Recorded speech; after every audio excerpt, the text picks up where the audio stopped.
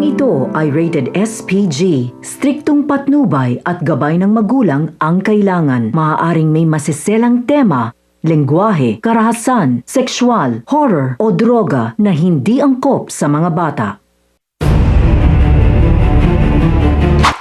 Isang mapagpalang araw mga kapuso. Matapos mabigo sina Marco at Angel na matagpuan si Vanessa sa bahay ni Fons, agad silang nagtungo sa tahanan ni Lauren. Kumbinsido si Marco na doon pumunta si Vanessa dahil matalik na magkaibigan ang dalawa. Ngunit hindi nila alam na nabasa na ni Angel ang mensaheng iniwan ni Vanessa kay Fons. Nakasa doon na papunta siya sa puntod ng kanyang ama.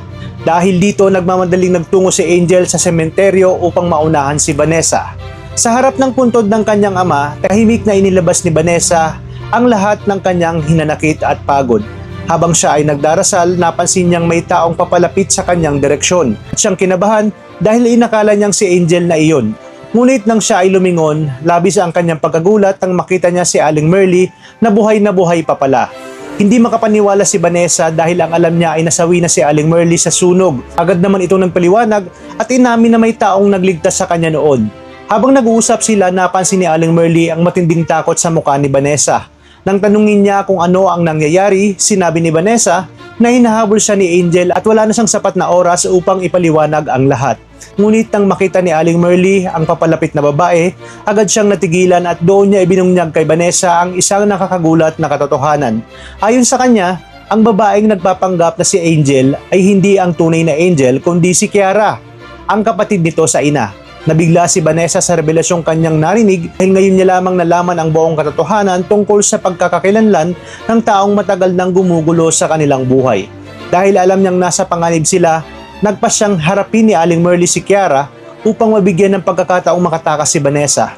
Ngunit walang awa si Kiara at agad niyang ginapos si Aling Merly at nagbantang ililibing ito ng buhay.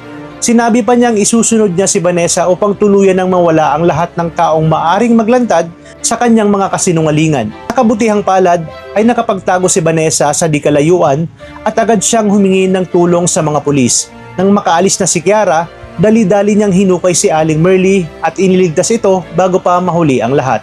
Pagdating ni Angel sa bahay ng mga panganiban, nagkunwari itong walang alam sa mga nangyari. At hindi nagtagal ay dumating na ang mga pulis kasama si Vanessa at Aling Merly. Nanlumo si Angel nang makita silang buhay. Agad siyang inaresto dahil sa tangkang pagpatay kay Aling Merly, ngunit para kay Vanessa, simula pa lamang iyon ng pagbagsak nitong si Angel. Naniniwala siyang hindi lamang ito ang kasalanang dapat nitong pagbayaran, kundi pati na rin ang iba pang krimeng matagal nang itinago. Sa wakas ay unti-unti na ngang lumalabas ang katotohanan na matagal na nilang hinahanap.